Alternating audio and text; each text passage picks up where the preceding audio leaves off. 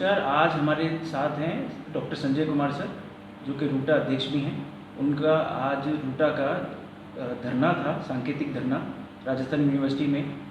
तो उनसे ही जानते हैं क्या उद्देश्य थे उस धरने के। सर बताइए।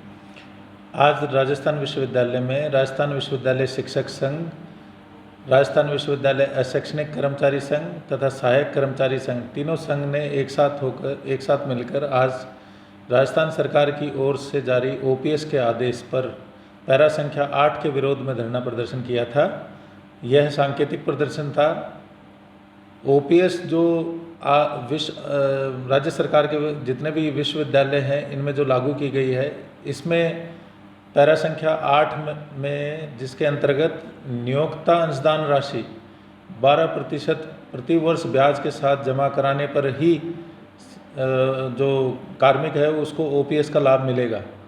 यह कंडीशन अन्य सरकारी कर्मचारियों पर नहीं लगाई गई, जिसका आज तीनों संघों ने मिलकर विरोध किया और एक ही मांग रखी कि ओपीएस जो अन्य कर्मचारियों के ऊपर जो ओपीएस लगाई गई है, जो नियम उन पे लगे हैं वही नियम हमारी जितने भी विश्वविद्यालय हैं उन पे लगाए जाएं।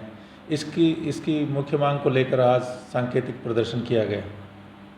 सर आपसे कोई सरकार का नुमाइंदा कोई मिलने आया आपकी मांगों को कुछ एड्रेस करने? हमने माननीय मुख्यमंत्री महोदय को पत्र लिखकर प्रेषित कर दिया था और इस वस्तु स्थिति से जो मुख्यमंत्री जो ऑफिस है उसको अवगत करवा चुके हैं। जल्द ही हम मुख्यमंत्री महोदय से मिलकर इस पैरा नंबर 8 का जो कार्मिकों पर जो असर पड़ेगा, दुष्प्रभाव पड़ेगा, उसके बारे में उनको मिलकर अवगत करवाएंगे। अगर आपकी मांगे नहीं मानी जाती तो आगे आप कुछ क्या आपके वो रहेंगे? आज जैसा कि आज सांकेतिक धरना पूरे राजस्थान के अंदर जितने भी विश्वविद्यालय हैं उन सभी विश्वविद्यालय के कर्मचारियों ने मिलकर आज सांकेतिक धरना किया है इस बिंदु के खिलाफ। क्योंकि जैसा कि मैं पहले भी कह चुका हूं कि नियोक्ता अंशदान राशि आज एनपीएस के अकाउंट में है, हमारे खाते में तो है नहीं। तो जब सरकार अन्य कर्मचारियों से ये बाध्यता नहीं लगा रही है उनको जमा करवाने की, तो विश्वविद्यालय के कार्मिकों पर ये कंडीशन क्यों लगा रही है कि भाई आप पहले जमा करवाइए ये पैसा, एनपीएस का जो आपका केंद्र में पड़ा है वो पैसा जमा कराइए, उसके बाद आपको ओपीएस का लाभ मिलेगा।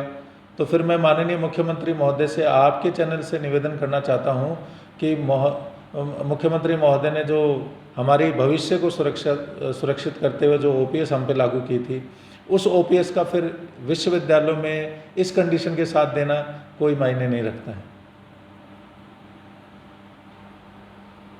मैं डॉक्टर राजेंद्र प्रसाद राजस्थान विश्वविद्यालय शिक्षक संघ का महासचिव के नाते कार्य कर रहा हूं। आज जो धरना हुआ उस धरने की तीनों यूनियन की जो मांग थी उसको देखते हुए, उस समर्थन को देखते हुए जो माननीय कुलपति महोदय उन्होंने एक पत्र राजस्थान सरकार को लिखने का अनुमोदन जो है वो किया था। और यदि हमारी जो मांगे हैं वो 9 तारीख तक नहीं मानी जाती है या इसके संबंध में कोई भी सरकार से कोई चिट्ठी या इस संबंध में कोई भी आश्वासन नहीं आता है, तो राजस्थान के जितने भी जो विश्वविद्यालय हैं, जो अन्य विश्वविद्यालय हैं, वो सब मिलकर आगामी जो रणनीति है उसके रूप में जितने भी कार्मिक हैं वो माननीय मुख्यमंत्री महोदय से मिलने के लिए और अपनी मांग को पुरजोर तरीके से रखने के लिए जो है वो आंदोलन करेंगे। सर आखिर ये पूरा मामला है क्या, आप थोड़ा विस्तार से बताइए। देखिए, राजस्थान सरकार ने अपने जो वित्त विभाग की ओर से जो आदेश जारी किया है 20 अप्रैल 2023 को, उसमें राजस्थान सरकार ने विश्वविद्यालयों के लिए ओपीएस लागू कर दी है। ये उन कार्मिकों के लिए की है जो 1/1/2004 के बाद नियुक्त हुए हैं, जो एनपीएस के सब्सक्राइबर हैं, यानी कि जो एनपीएस में अपना अंशदान, अपनी जो सैलरी है उसका अंशदान वहाँ जमा करा रहे थे केंद्र सरकार में। अब समस्या क्या आ रही है कि जो वित्त विभाग ने जो आदेश जारी किया है उसमें हमारी जब से भर्ती हुई है तब से लेकर 2022 तक जितना भी कंट्रीब्यूशन एनपीएस के अंदर केंद्र सरकार में गया है, उस कंट्रीब्यूशन में एम्प्लॉय का कंट्रीब्यूशन भी है, यानी कि जैसे मेरा कंट्रीब्यूशन भी है, और 50% कंट्रीब्यूशन यूनिवर्सिटी का भी है। इस कंट्रीब्यूशन में जिसमें एम्प्लॉय का कंट्रीब्यूशन के अलावा जो एम्प्लॉयर का यानी कि जो यूनिवर्सिटी का कंट्रीब्यूशन है, उस कंट्रीब्यूशन में जितना भी पैसा है वो पैसा हर साल 12% के हिसाब से जोड़ते हुए जितना भी अमाउंट बनेगा, फॉर एग्जांपल मेरा अगर कैलकुलेट किया जाए तो मेरा पैसा आज की डेट में यूनिवर्सिटी का जो कंट्रीब्यूशन है वो लगभग 7 से 8-9 लाख के आसपास बनेगा, और जिसका अगर हम ब्याज जोड़ दें तो वो लगभग 10-12 के आसपास बनेगा, 10-12 लाख रुपए।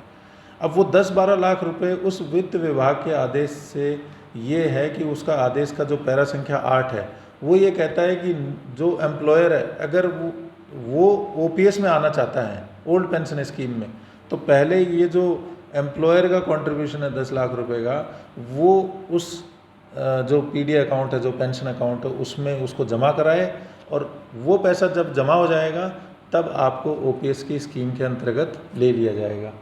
पर मेन जो बात इसके अंदर ये है कि हमारा जो एम्प्लॉयर का कंट्रीब्यूशन है एनपीएस का, वो पैसा तो आज भी केंद्र सरकार के पास पड़ा है, और ना ही हमारे अकाउंट में ना हम उसको निकाल सकते।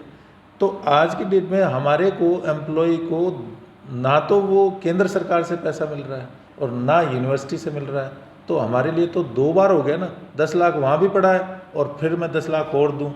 ये मेरे एक एम्प्लॉय की बात नहीं है, कई विश्वविद्यालयों में ऐसे कार्मिक भी हैं जो 2005 के लगे हुए हैं। 2005 से लेकर 2022 तक आप सोचिए उनका जो एम्प्लॉयर कंट्रीब्यूशन है वहाँ पर वो लगभग 30 से 35 लाख रुपए के आसपास है। अब वो 35 लाख रुपए प्लस ब्याज, इतना अमाउंट किसी एम्प्लॉय के पास कहाँ से आएगा?